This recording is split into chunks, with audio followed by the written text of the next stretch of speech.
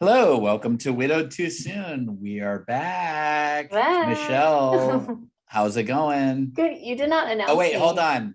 This is Mark Massaro, and I am And here with my friend and co host, the one and only I'm waiting for it. Michelle Bader. What's Oh, up? that's great. That was a good introduction. I am good. I can't believe it's August. Craziness, right? Yeah, Like it was just totally. the beginning of summer and now it's August. And yeah, we did college orientation Wow. last week. They do it like before school. There's like 8 different sessions you can choose. So I took my son to Washington State University. It's about a 6-hour drive from here. It's actually where I Hmm. was born. Little side note, my dad was going to college there, and there's a hospital like right down the hill. So it's kind of fun. He's back to his roots or my roots, something like that. And I had unexpected grief at orientation. Like it Hmm. was crazy. Just there were so many couples together, moms and dads taking their son or daughter to college. And I had a really hard time. Like it hit me out of nowhere. I had to have some like crying episodes by myself walking through the campus and just a lot of emotions, and for my son, like I wanted him to have his dad there. There's so many times as we're trying to make college decisions, he said, I wish that daddy was here to help with these decisions. And that's when my heart has a hard time when he is wanting his dad. Those big milestone moments are, huge for grief. And let's see what else is going on. I had kind of a hard time that week. And so Joel was really awesome. I was like, hey, I'll fly you out here. Why don't you come out and see me? And it was an amazing time. Just really getting good quality time and really enjoyed that. That was awesome. And then I'm still on the job hunt. I think I said that like a couple episodes ago. I've had like 5 or 6 interviews in the last couple weeks. I've got some promising things in the works. So that's good. So hopefully I'll have some good news next time. And then just busy with summer. We just got back from this lake that my aunt and uncle have. Well, not like they own the They have whole a lake. lake? They don't own the lake. They have property on the lake. And That's it's like awesome. this private beach. And so 99% of the time we were the only ones there. It has like a diving board and a Wow. slide. And I took my paddle boards. And so we just spent, like 3 days we were there just on the lake. And it was amazing. Let's see what else. It seems like there's been so many trips and so many things going on. And I'm going to Boston in a couple weeks to meet Joel's family, like his parents, siblings, nieces, nephews, everybody. So super excited about that. So yeah, that's some of the stuff going on with me. What about you? That's awesome. And I'm sorry for the Thanks. distraction. I thought I heard one of my kids crying, so I It's had all to, right. be dad and Pay listen in attention. on I that. know, super dead. I'm like, quiet. No, just kidding. Things have been going really well. Let's see. I have had some wonderful times with my secret girlfriend. Secret girl. I thought she was mystery girl. Mystery girl, secret Secret. We'll girlfriend call her is, secret girl got today. to switch it up, a little bit. We Secret girl. actually went to the Ark Encounter together in Ooh, that's Kentucky. cool. That was really cool. That thing is That place huge. looks amazing. Did the kids love Yeah, it? they did. It was really hot. Mm. I'm sorry, excuse me. All right. It was really hot. So that kind of made it like when you've been out in the sun all day, Yeah. you're like kind of ready to Uh-huh. hit the road kind of thing. So we had a little bit of that going on, but it was great. It was a wonderful, wonderful time, and we did a bunch of stuff. So that it's just always it's fun to do something, and isn't it nice to like have somebody to do things with again? Yes. Oh my gosh, it is like when and I think there, maybe we'll do an episode on this sometimes, but like, gosh, it sure is different, like being in love again a second time, Yes. because it's Amazing. it's you just there's a part of you that just like realizes how fragile life is, and Yeah, you for don't want to sure. waste a moment on anything that is negative or whatever. Mm-hmm. So anyways, it's been awesome. We've got to spend a good amount of time together, and we're always on the phone a lot, and we started like reading Bible scripture or Bible. Nice. We're going through the book of Matthew right now, and so that's been cool. Sometimes we just chat and kind of forget, Yeah. I do but know how it is. I'm like, oh, it's kind of like I'm kind of tired now or whatever, but we're Yeah. trying to grow together in that way, and she's such a sweetheart. So anyways, that's what's been up with me. A little bit of stuff. I have my kids started school today. Aw, sweet. So that was super, super cool. For me. Yeah, right. No, Just getting into a routine is good. I always Yes. like that. Yes. Well, there was a lot of feelings that came with the summer for me of just kind of as much as it is great to have a girlfriend and spend time with her, there is like, we can't spend every day together because she Right. lives far away from me. So in those moments when we're not together, like, there is a lot of like lonely feelings that come back and stuff. And I've noticed that they're amplified when it's just you and two little kids. Oh yeah, I'm sure. It just, I don't know, it's weird. Like you kind of feel more alone Oh, when yeah, I you're can only having like imagine. little kid conversations like, all the Right. time. They're in that stage where it's so much more helpful to have another person there. So you probably feel it Yeah, more. Where my kids are independent, off doing their own things, driving, it's a different yeah. story. So Well, I and can imagine you feel that. and it's funny though too, because when you're used to talking to little kids all the time, and then you go to the grocery store or something, and you do have a quick interaction with a grown up, and you're like, oh, good for you, good Right. job. And I'm like, oh yeah, wait, you're not You're five. not. Like, You so talk I to them shouldn't differently. shouldn't Yeah. talk to you like that about getting promoted to cashier or whatever it might be. Anyways, and then the last thing is I'm working on, so I have that screened in porch. Yeah. I think you probably remember, but from Facebook or whatever, that I had in my old backyard, I had a movie projector in the backyard. Yes. Mhm. So I'm doing that in the screened in porch area. So Oh, that's just kind of like a nice. little That's project awesome. I'm working on, and I like having stuff like that to like occupy my mind. Mhm. So yeah, that's, I guess nobody needed to know that, but Hey, but we can it's share whatever we want it's on our what's going updates. on. So yeah, and so here we are. Here we We're are. doing episode 51 Wow, finally. 51. Sorry, folks. We've been it's a little hard for us to coordinate our Yes. schedules sometimes. But help me, Michelle. What are we calling today's episode? We are calling it Our Stories and Where We Are Now. There you go. So we're just kind of doing a recap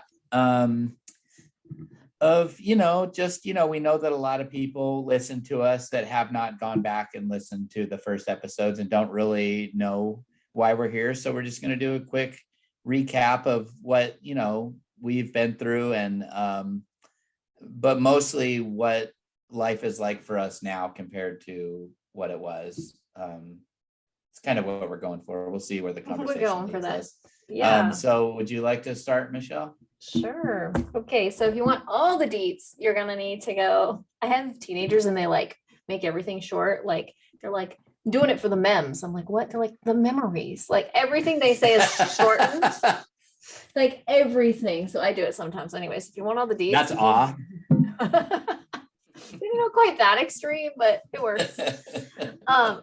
Go to episode 2 and you can hear like way more details, and you'll hear, well, number one, the quality is not this great. Let's just be honest. We were getting it right, but also I was in a different place. Like I feel like my voice probably wasn't as happy because I was still like way in it. I wasn't even at a year.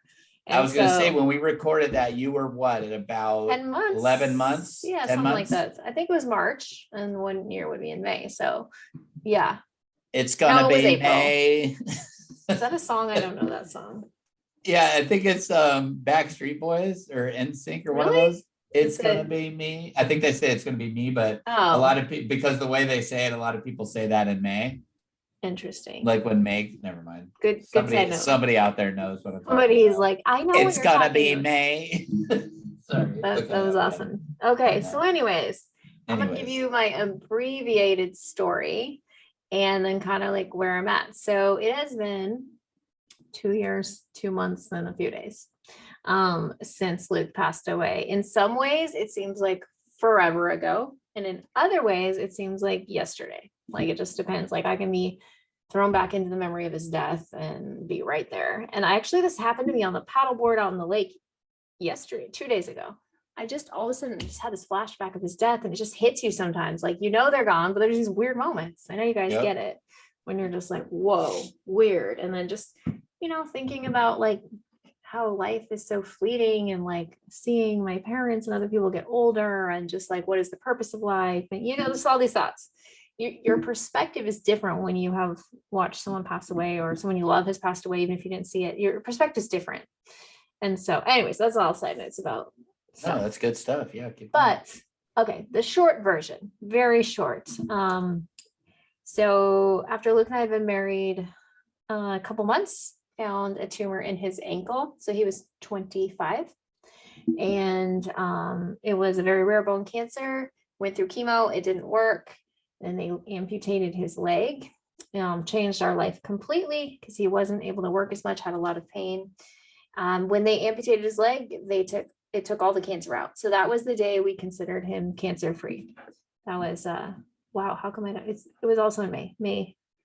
Oh my gosh, I know this. May 7th was the day that we considered his cancer free day. Which weird. He died in May too. That just came to my head. I didn't even realize that.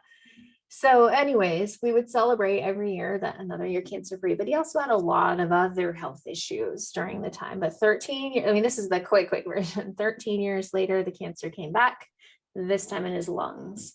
And I remember the day that we sat down with the kids, because the first time I was pregnant with Hayden, but we didn't have any kids that were born yet. So it was a completely different story.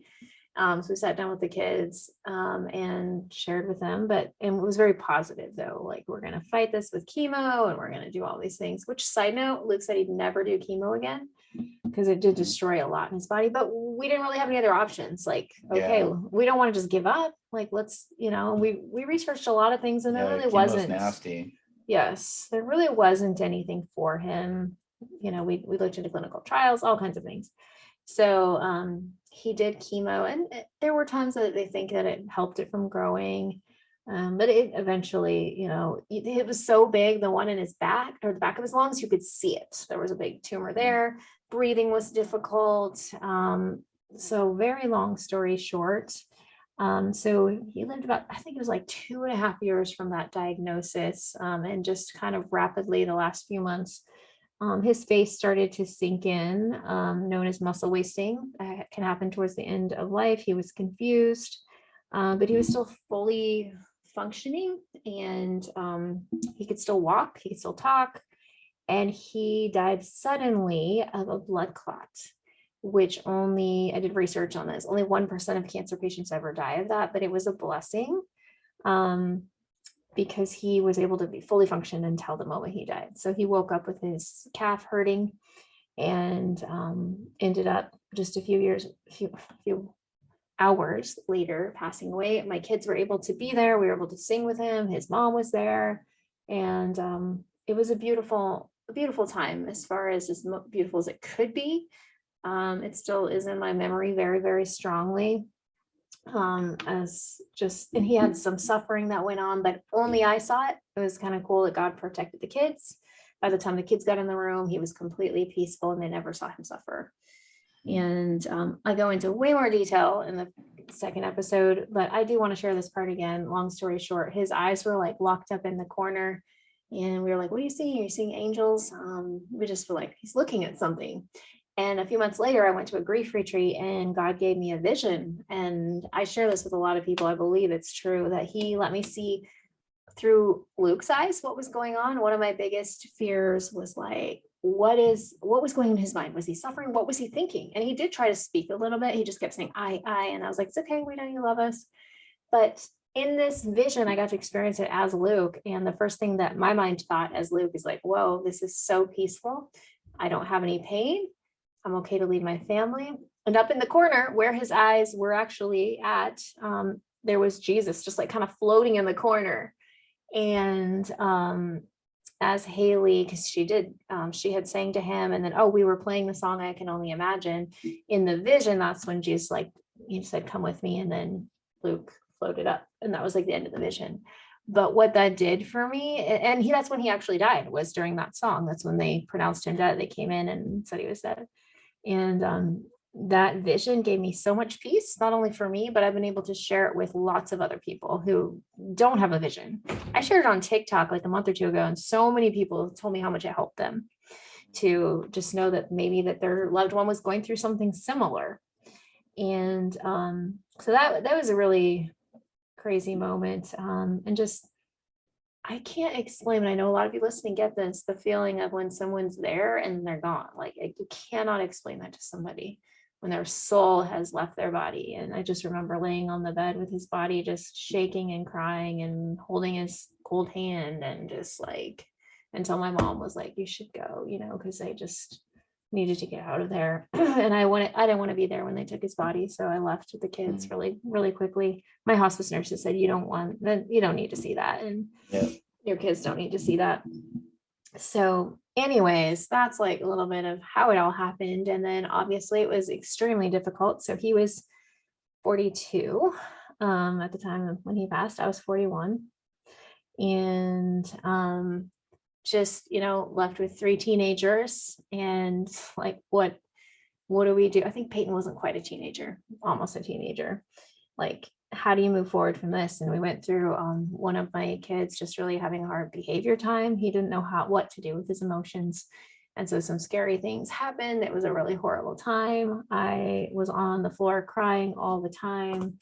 Just like, you don't know how to go on those first few days. And then while you're in this place, you've got to make decisions about burial and like all the things. And the first call I had to make was to his place that he got his disability. And they were so rude. Like, they didn't even care. I had to say he passed away, and they didn't even say I'm sorry. And, and just the first of everything, the first time you have a form you have to fill out. Like, I remember it was like, date marriage ended. And I was like, guess that's May 23rd, like weird, and then like it was just such a strange thing, like, oh, my marriage ended. Like, I never thought of it like that.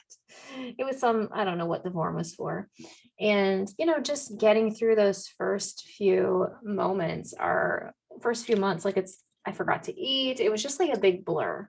My best friend Deborah came and helped, and my family was there all the time. And I remember the first night that everybody went home, how lonely that was, how big of a hole how it felt. Because even though like, Luke was sick, he was still there. He was still talking to us. He was still interacting. He was still like doing everything, doing things with us, watching shows with us. And just, it was such an emptiness that I never experienced. But in my darkest times, that is when I knew Jesus in a new way. And then, in that place of utter, I have nothing else, be my husband, help me, like, I can't do this. And, God promises to take care of the widows and the orphans, the widows, I've seen it time and time again. Like, he definitely has taken care of me financially and so many different ways. So kind of the short version of like what life has been like since then.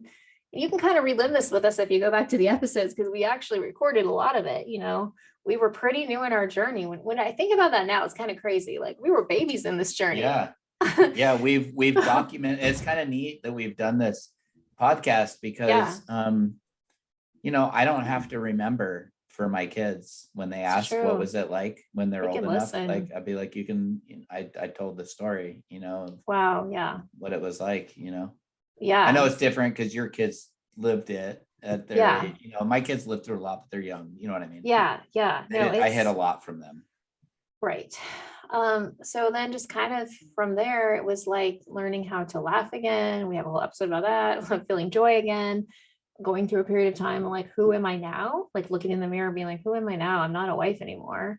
The whole journey of starting to date again, figuring out hobbies. I started line dancing, and like, I decided to move. We've talked about that before. Like, my life looks nothing like it did 2 years ago.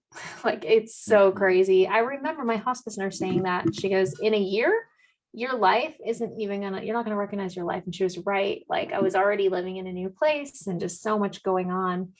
And, we were able to start this podcast out of our, make purpose out of pain and help other people. And so we started this, really early on, and have been able to, like you said, document this. I've been able to start a nonprofit for widows. I haven't been able to focus a lot recently because I'm trying to get a job, but I want to focus more on that. I've done like 3 grief events. been able to give gifts to new widows. There's a lot I want to do with that. I've done a lot of social media for widows, so I've been able to turn this into something to help people.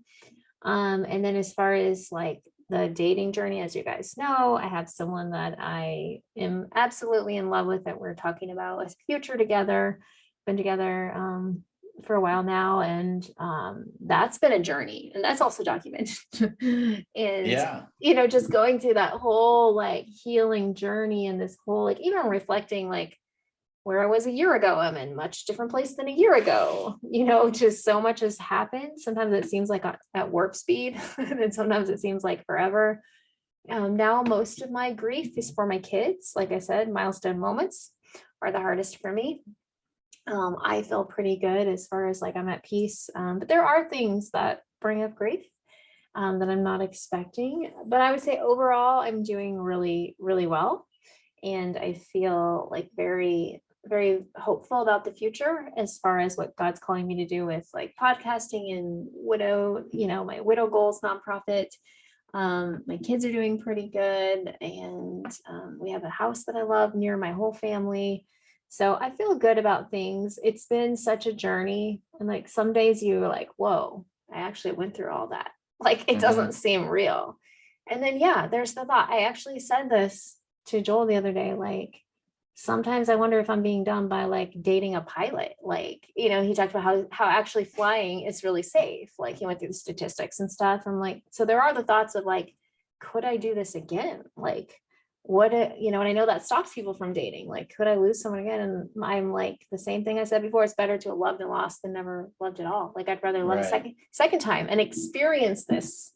And, just know that we have eternity to look forward to. And it's just, having that perspective rather than just the here and now. And anyways, that's like, I guess, my story in a nutshell of, where I was to where I am now. And a lot of you only, especially on social media, only see me now and like happy and dating, but there was a dark time when I had to find myself. Who am I? And lots of tears and lots of being jealous of friends who had husbands, and lots of feeling hurt by people, and all of this stuff. I still once in a while am like, did you forget? Like, I feel like people do forget over a couple years and are insensitive about things. But most of the time I don't really get offended anymore. Like, it's like, whatever, weren't thinking about that, even little things like my kids went to camp and Peyton said that it was hard. All these kids were talking about their dads and complaining about their dads. Oh, he's so old, he's this. And he, I'm like, so did that how to make you feel? And, just like, they don't realize what they have, so just that people aren't always sensitive, but that's okay. So anyways, that's kind of like where I'm at now. I'm kind of trying to figure out my career. But if money didn't matter, I would just continue doing podcasting, speaking, and pouring into widows. So anyways, why don't you give us your fast version? That was as fast as I could go. No, yeah, it's good.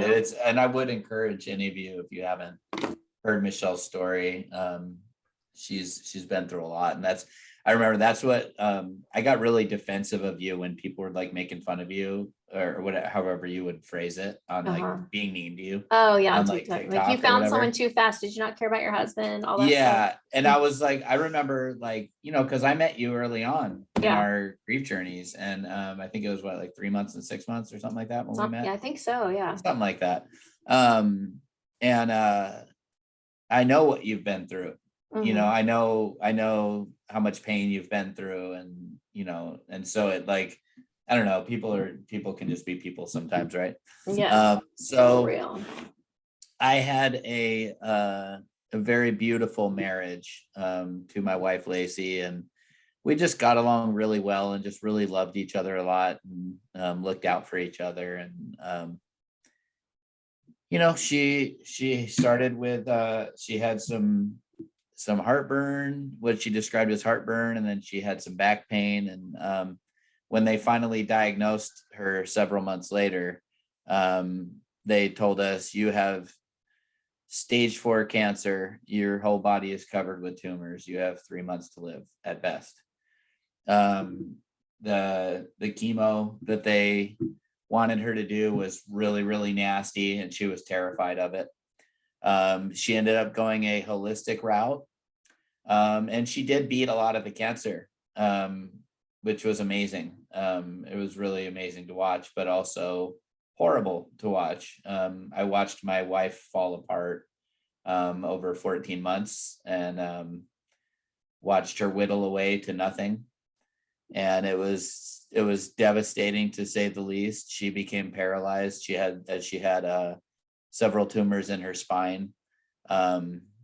She had 5 broken bones in her spine and a broken hip, and that led to a form of paralysis where and also like muscle atrophy from being bedridden, so that she could not she couldn't even like lift up a cup of water for a sip. So I did my best to take really good care of her around the clock. And you know it was an intense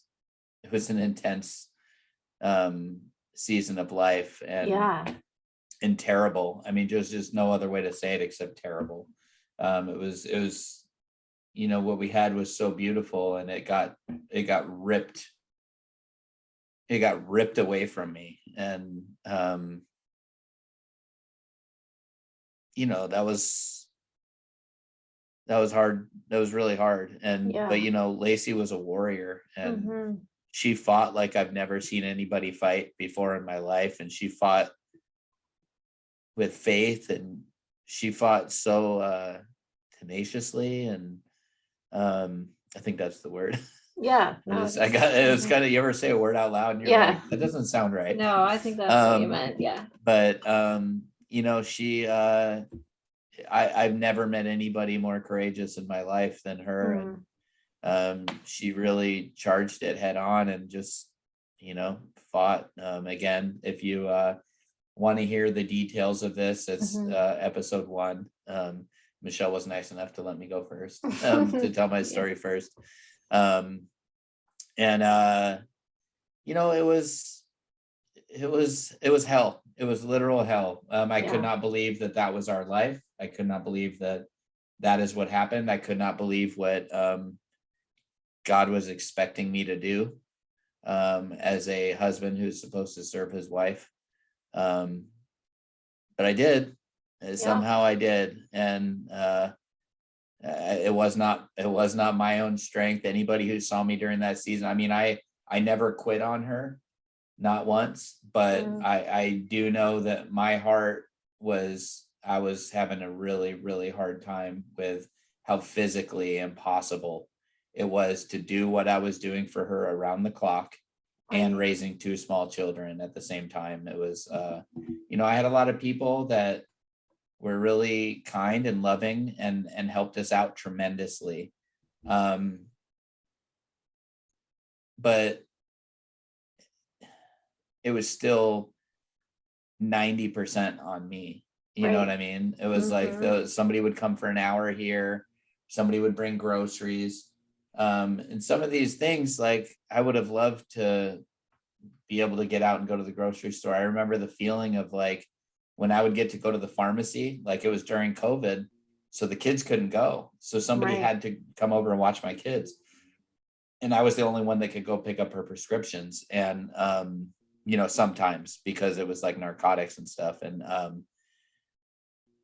I was like, oh, thank you. Like, just that trip to the Right. pharmacy was like a total vacation for me. And Right. anyways, it was an intense season of life. And I will share one story that I do Mhm. share this in episode 1. But I saw Jesus. I mean, not like visually, but I saw his hand at Mhm. work. And uh, I tell this story, so I'll tell the brief version of it. That from exhaustion, from only getting 20 minutes of sleep here and there, for months, I was completely exhausted. And I accidentally slept through an alarm that I was supposed to wake up and give her pain medication. um, and I woke up to her screaming at the top of her lungs, Mm. like you've never heard somebody scream before. And like I said, I repeat this story the same way, so forgive me if you have heard episode 1. But I watched her give birth to 2 children. Right. This was way worse. Right. She was like screaming in agony.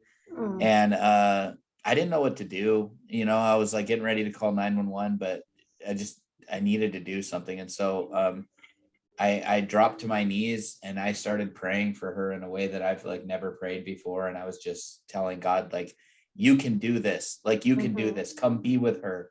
Like, I know you can do this. This is easy for you. I need you to do this, God. I'm asking you in the name of Christ. Like, I was just praying in a way like I've never prayed before. And Lacey was screaming and biting her pillow and just begging. I mean, sorry to be so crass, but this is what happened. She was begging for death at the top of her lungs. And then all of a sudden, she's like, Mark, can you see him? In this most peaceful and calm. And it was like such a change, such a contrast to the way that she had been screaming at the top of her lungs. Right. To just all of a sudden, Mark, so calm. Wow. Can you see him? And I was like, what? And she's like, Jesus is here with me, Mark. He's holding me. I can feel his skin. My pain is gone. Wow. I can feel him kissing my cheek. And I was just like, I jumped back from the bed. I was terrified. I don't know why. I was terrified. And yeah, and it was an interaction that I know it was God showing me and showing her that he was there. And sorry, someone's knocking on my door. Not right now, guys. They're sliding. Yeah, go ahead. Sorry. That's okay. So it's a beautiful story. It was absolutely amazing. And there are never, like the same with your vision, like no matter how much you try to explain it with passion, nobody's gonna understand what you saw or felt. And that's how I feel about that story. Is I'm like, man, like I know that happened.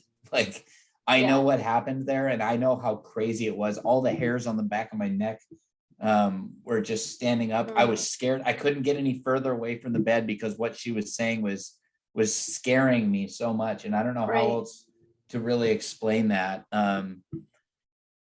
It was just real. Like I knew it was real. I knew it was happening. And it was freaky. But it also gave me this tremendous amount of faith that I've never known before. And now I don't have any doubt in my mind that God is real. And I never have doubts because I saw him. I feel like I saw him. And that's one of those stories that, hey, a lot of people are going to listen to this and they're not going to believe it, or they're not, and that's okay. Because, I'd be skeptical if I heard this story, to be honest, and it's hard if you didn't experience it to understand like how crazy it was. But, so anyways, and then, as time marched on, it started getting worse and worse, and the battle was getting harder and harder. And Lacey wasn't able to take her clinical trial medicine because it was, she was throwing up and blah, blah, blah, and all this stuff. Right. And again, I tell the story in detail in episode 1, but I lost her on August 13th, 2020, which is, as we are recording this, it is August 3rd, 2022. So I'm 10 days away from it being 2 years. And it was very hard to lose her, even though I knew it was coming. And towards the end, things started, and I will not, for the sake of her dignity, I will never say on air what it was like towards the end, other than to say it was hell. But I can't give details. But so after she passed, it was a very strange time because my heart was devastated and I couldn't believe it. I couldn't believe my marriage was over. I couldn't believe this. The first like truly good thing to happen in my life, Lacey, was gone and it was over. And now, like you said, like, who am I now? You know, Right. I was nothing before I met Lacey. She built me into the man that I was. Am I going to go back to being, you know what I mean? Like it was Yeah. just, Yeah. I didn't know how to, there were so many things going through my mind. And on top of that, like on top of like missing her, there was also, just to be honest, um, I'm sure anybody who's been through a situation similar could understand this. There was this feeling of like relief Right. that she wasn't suffering Yes. anymore. Uh-huh. And I, I hate being so honest, but we try to be transparent and honest Yeah. on this podcast. But like I was, there was a part of me that was thankful that I actually um I could go to the grocery store again. I could go outside again. Um and you know, it was just so hard and so intense towards the end.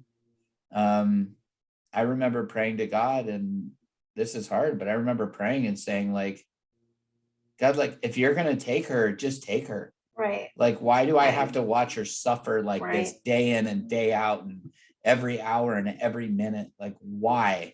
Why does she have to suffer so bad? And, Mhm. you know, and so there was this feeling. It's just very strange. It was very strange to be so devastated and yet so relieved for her at the same time. Right. And also, all of a sudden, I was let out of prison. And Mhm. I don't know how to explain that to somebody who doesn't really know what and you know, Lacey was the one who went through it, right? I don't mean to take Right. anything away from her, but I also went You through a did lot too. as Yeah. her husband and as her caregiver. That I went through a lot that most people can't wrap their mind around, how Right. around the clock 24/7 it was. And I never turned her down for help. I never, you know what I mean? Everything she Yeah. needed, I was there. And that required me to be by her side 24/7 pretty much. So it did feel like an imprisonment, to be honest. Like Right. not in any prison that I didn't want to be in, but I literally like couldn't, I had to like get somebody to come over sometimes to go check the mail. Like it was Wow. that intense that Yeah. she was confused. She didn't want me to leave her side. I didn't want her to. Anyways, it Right. was intense. So I'll just leave it at that. But so gosh, it's been a wild 2 years since Right. then. It's Mhm. been a lot of ups and downs and confusion and learning and um gosh, moving out of state, Oh, right. leaving the house that she died in. Yes. That was huge. You know, Mhm. yeah, you know, I mean, we Yep. both went through that same thing. We both Yep. still slept in the bedroom where our spouses Yes. died. Yeah. That was hard. That was Yeah. hard. And but you know, I went through a phase of, you know, my kids were getting homeschooled. I had a friend that was just amazing to step up to the plate for Mhm. me and homeschool my kids. Um, but that was a season of a really intense life. You know, I was crying my whole way to work because, Right. you know, I was dropping my kids off at somebody else's house and driving an hour away to go work. To I don't know, it was just a very, very lonely, painful time in life. And Right. but you know, as time goes on, the Lord heals your heart. Yes. And Yes. it's gotten to me, and I don't know if you can relate to this, but for me, I like made a choice not too long ago, maybe a couple months ago, maybe a little more than that, but where I said, you know what? Like, I'm sick of grief. Right. I'm tired of being sad. I've been sad for a long time. I've, you know, I've kept things from people. You know, I didn't really let anybody in to Mm. what I was really feeling. I didn't want to burden people. And so there were a lot of things that people didn't know how much I was really going through, you know? And I just got to this point where I was like, you know, Lacey wouldn't want me to be sad. Right. Yeah. Lacey wouldn't want me to not move forward in life. And so I don't have any guilt about meeting a great woman and being in love with her. Yeah. And just thinking the world of her, because she's also widowed, and she also understands that sometimes I want to talk about Lacey and she Right. loves it, and sometimes she wants to talk about her husband and I love it. Right. We love learning about each other's spouses. We want to do things to honor each other's spouses, Right. because they are the reason that we are here, Yeah. in the place that we are. And so, yeah, as time goes by, I feel like we mature into being widowed, right? Yeah. And like, Yeah.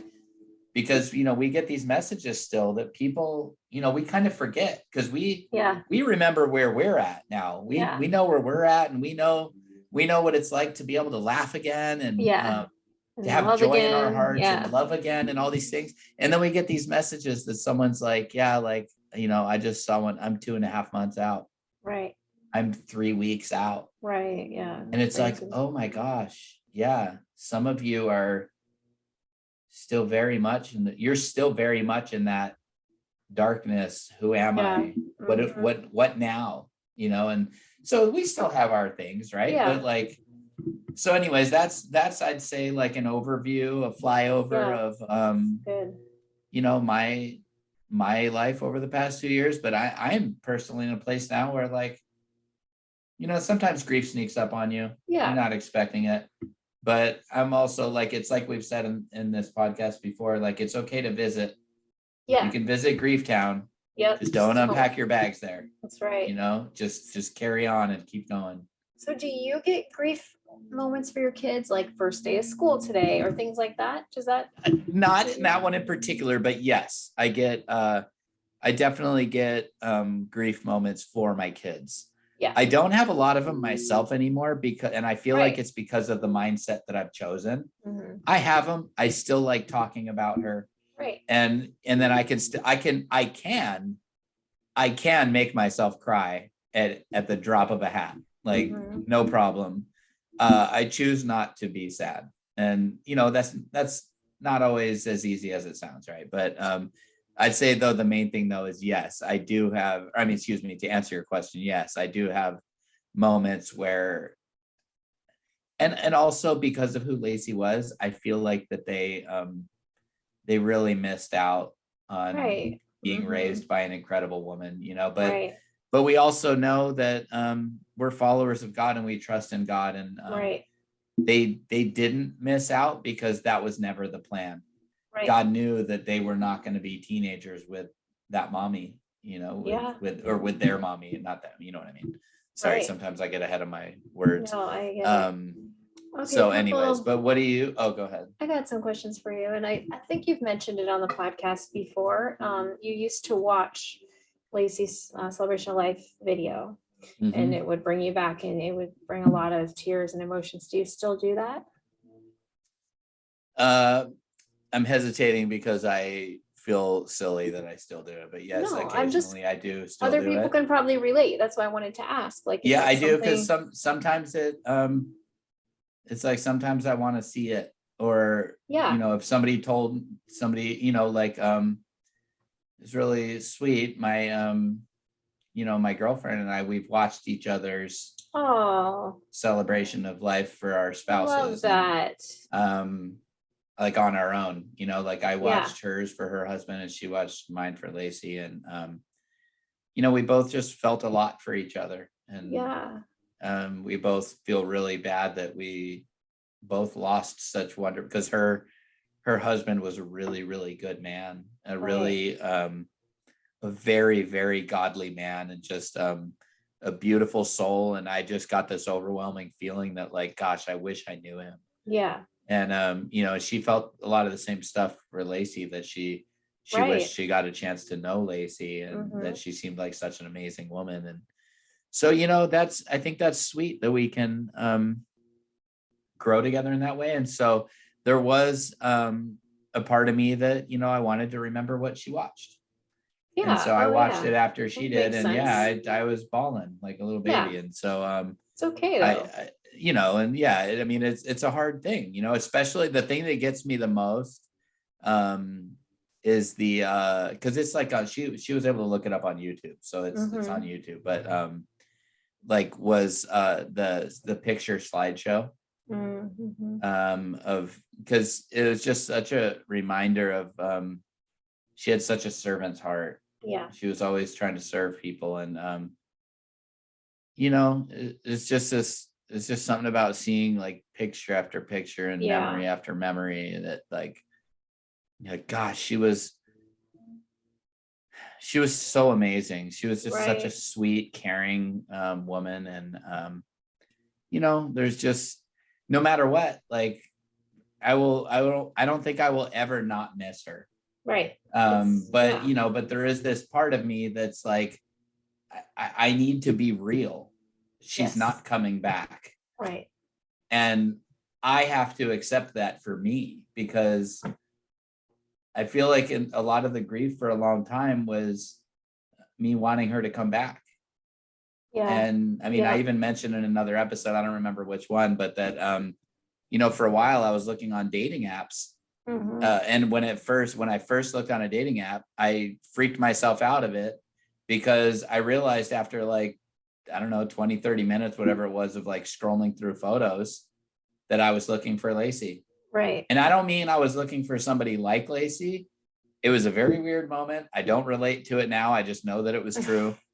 I was looking for Lacey in a dating app after she had passed away. And I was like, oh my gosh, like, what am I doing? Like, yeah, I think my brain is, I think I'm going through a lot more than I know, So anyways, so how about for you? What do you think has been, well, let's say this. What do you think has been the most helpful thing to you in moving forward?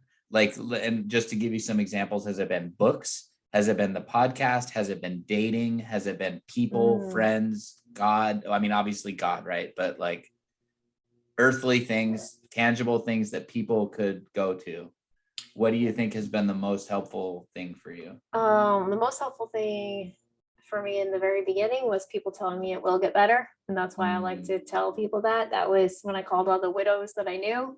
They told me that, and that was huge for me. So just know wherever you're at, it will get better. And then meeting other widows was huge. You're the first one that I really connected with. And then since then I've met a lot, especially through my TikTok and different social media and the podcast. We've met tons through the podcast. So connecting with, and locally, I have two of my really good friends, Stacy, who's on, and Jess, they're widows too. Like connecting with people who get it. There's just like when you meet a widow, which also means widower, there's just this instant bond, because you get it. It's like a secret society that you never want to be in, but like we get it. So plugging in, whether you have something locally you can plug into, your church might have something. I'm going to be leading a small group for widows this fall. So you'd be surprised, like different places might have that. Plugging in. So I would say, number one, it will get better. Number two, finding other widows so you don't feel so alone, because no matter how much your family and friends want to relate, they can't. And like there's a difference between my widow friends, and actually I have lots of them now. My widow friends and my other friends, like my widow friends get, like you can talk to them about certain things and they get it. Like, oh yeah, I'm taking my son to college, and you get, they get what that feeling is of like, oh yeah, I can relate. Same thing for me. So that's huge. And just knowing, I guess those are the two biggest things for me. I wouldn't say one specific books. I read tons of books in the beginning. I haven't read books in a long time. Doing the podcast has been good to really work through things, and then definitely dating, but you have to be healed enough before you start dating. Like you don't want them to be the thing that gets you better, makes you feel better. That's a really good point. Right. You have to be healthy first. Like I couldn't have had the relationship I have with Joel now, like, before it was ready, like in the very beginning. But having that has definitely helped with hope for the future. And like, wow, like I have someone that I'm going to spend the rest of my life with instead of being alone. And so that does definitely help. And you don't have to date again. Some people don't want to, and that's fine. But learning how to be content alone is good. But then also there's a new excitement when you have love after loss and you have somebody to spend all the time with and all of that. So that's some of my stuff. What about for you? Is there anything specific that's helped you?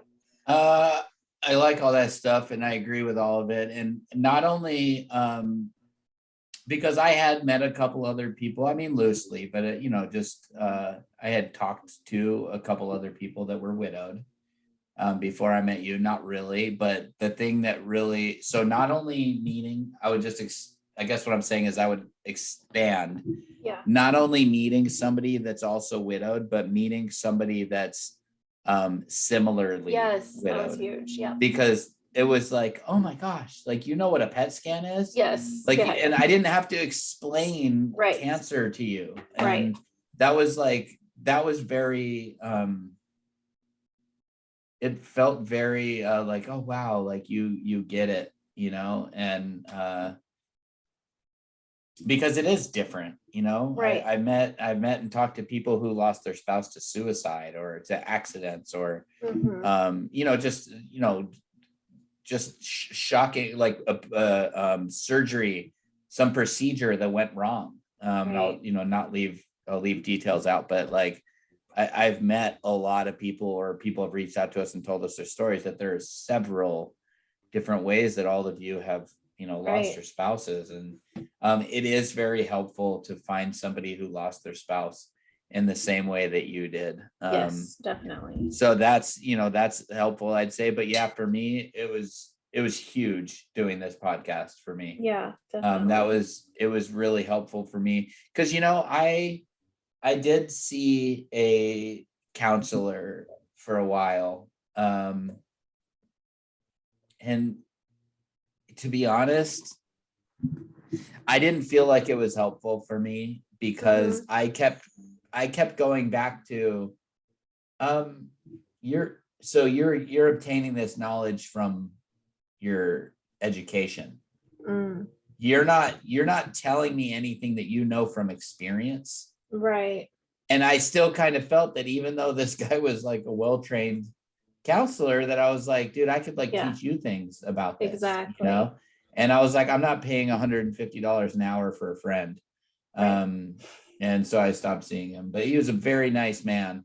Right. And I really liked him, and I wished we could have been friends without me having to pay for it. Right. But it just to be honest, but so that to me wasn't helpful, but it was very helpful for me to be able to do this podcast. So it's like, I did need to talk about it, but I felt guilty paying so much money to talk about it. Because let's be real, like 51 episodes now, like that's 51 hours. That's a lot of money that I've saved, and being able to vent my feelings on here. And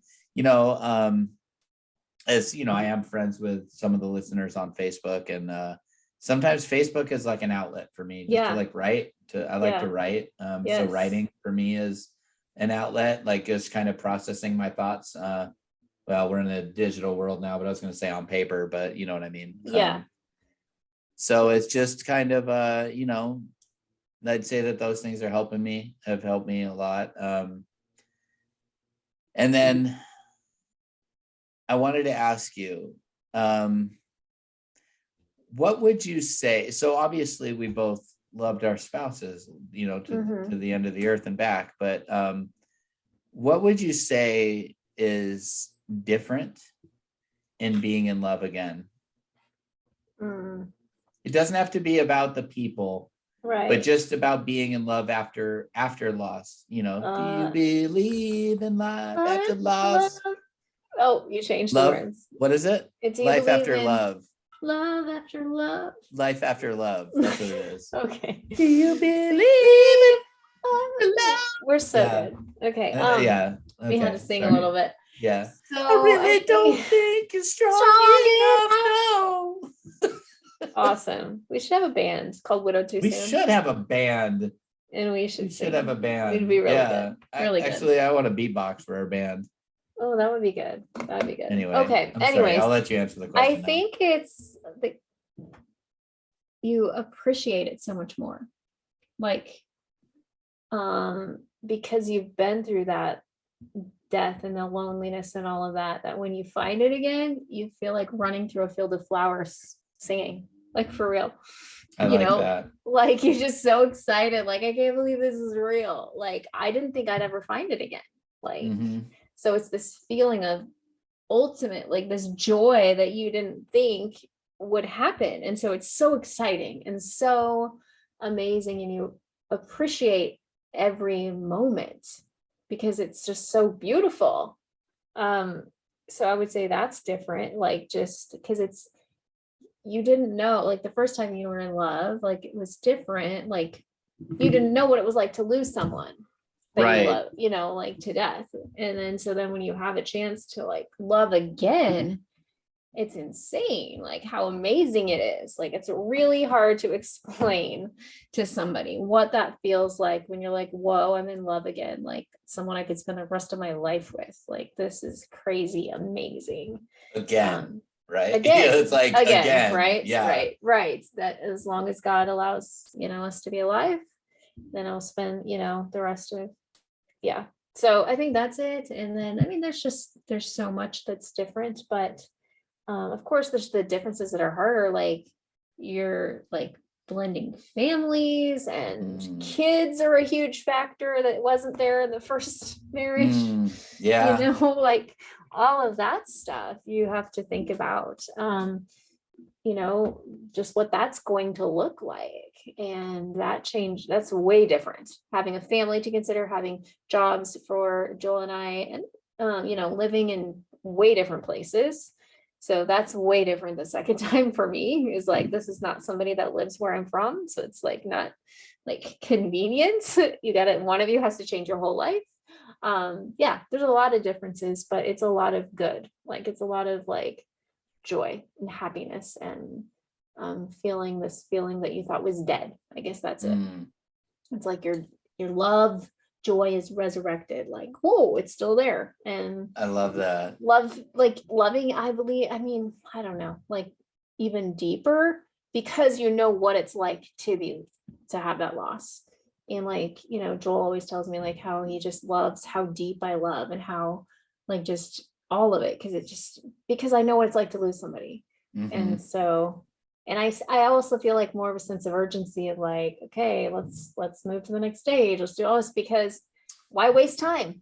Like Right. we don't know what's That's going to happen in the funny. future. Yes, I feel that same way too. And I think you hit the nail on the head. That's exactly what it is. It's very interesting, because we went through this phase Yeah, of I will never feel that way about somebody else right, again. exactly. I can't possibly feel No, that way there's about no somebody way. else Right. again. And I went through a phase of like, I didn't think I was going to meet anybody, even after I was like ready for it. I didn't think I was going to meet anybody. And, I've talked about that before, and I don't want to get into that, but then all of a sudden, out of nowhere, this girl sends me a message. Mystery girl. And and now we're dating and in love, and Aww. it's and it just, I wasn't expecting it, and so there is a certain joy that comes with that, like you're saying, where you're like, oh my gosh, like I can't believe I get to feel these feelings again. Yeah. I can't believe I get to feel excitement about somebody again. And when the right person comes into your life, it has a big impact. There's a feeling of knowing. And one thing I would say that is way different this time that I didn't really anticipate is, I was a boyfriend when Lacey and I were dating. I am now an experienced husband. Well, good point. I love differently now. That's true. Because true. I am, this girlfriend. She gets the benefit of a guy who was loyal and faithful and in love for 17 years. Exactly. I learned a lot about women. I learned a lot about the way women operate. I learned a lot about, I know that, you girls don't need us men to fix your problems. You right. need us to listen. Listen, I say that to Luke all the time. You don't need to fix it, just listen. But we're fixers. So it's an instinct, but you have to just kind of take a step back and instead of being like, well, why don't you just do this? Like, yeah, it's simple to us sometimes, but I know that she just wants me to listen sometimes. And so it is different that That's a that good I've point. kind of said that I'm like, I don't know how to be a boyfriend anymore. Right. I know how to be a husband. Exactly. And so that makes you fall in love quickly, That's a I good think, point. Oh, because yeah. when you find, a person that also knows how to be a wife Yeah. and not a girlfriend, Exactly. like you guys just you mold together really quickly. Yep. And For sure. also especially when it's two people that have lost, whether it be divorce or whether it be widowhood, you recognize, like you're saying, the fragility of life, and you don't want to waste any time when you know that this person is amazing. Yep. And you know that she or he thinks you're amazing. Right. We're not at that age anymore of Right. like, oh, well, like for Lacey and I, it was like she wanted to graduate college before we got married. Right. I was ready to marry her after 6 months. I had to wait 5 years to marry her. And so, there is this feeling of like, what would I wait for at this age? Exactly.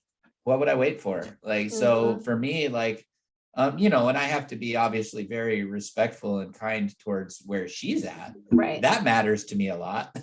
But just Yeah. where my heart is at, I'm kind of like, yeah, I would proceed into that next chapter of life. At least, I'd be ready to get engaged, Yeah. Because when and that was a lot of When you know, right? Do you know? right? I know. So anyways, that's I think that's a good rundown. That's a good, like where we are now in review. That's good. This is me in a nutshell. Yeah, I'm doing the motion. Austin Powers. I did know that reference. Trapped in a nutshell. Okay. So anyways, yeah, that's where we be. And here we are. Now we're doing a podcast. I know. I'd rather we're it's crazy to say that, like, we're talking to the world. It's like so the weird. World, literally. Yeah. It might be one person in those countries, but it's still, we've touched ground. That's right. We're all over the world. So incredible. And like I feel like every episode, by the time we record another one, it's like another 1,000 listens. And it's like insane. It's just so crazy to me, because I was just talking about this. I remember being like, can you believe 10 people listen to our episode? Like 10 people, think about that. 10 people. That's awesome. And it's just crazy. It's very humbling that that you guys like want to listen to us. So I'm so glad we've gotten so many incredible emails and we're helping you guys. Gosh, it's so humbling, because it's I have a lot of gratitude for everybody listening. It's just you've been an incredible audience. For real. That's all I have to say about that. Yeah, that was a good one. Well, do you want to close us out in prayer? Yeah. Or did you have something else to say? I was looking at I was going to make a dumb joke, but I'm not going to. So okay. Father God, we just we thank you so much for getting us to this point, and our goal for this is that we hope that you would allow people to hear this episode and for it to give them hope, that that things can change no matter how dark it is right now for them, that there is life still. And sometimes we've had some, Michelle and I confess that we've had some dark thoughts, as I know a lot of these people in this listening audience can relate to, where we didn't, I know I can speak for myself on this. There were times I didn't want to go on.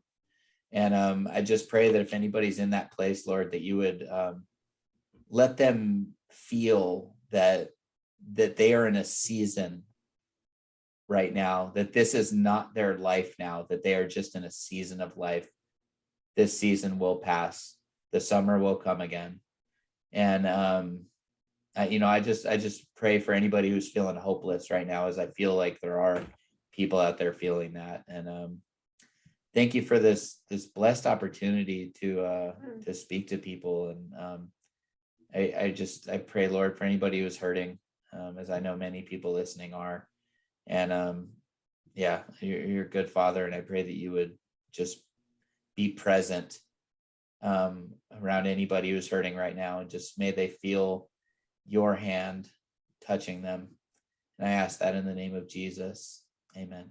Amen. Well, if you like this podcast, give us a little ding, 5 stars on Apple Podcasts, wherever you listen, or you can review it if you want to. It helps us get the word out.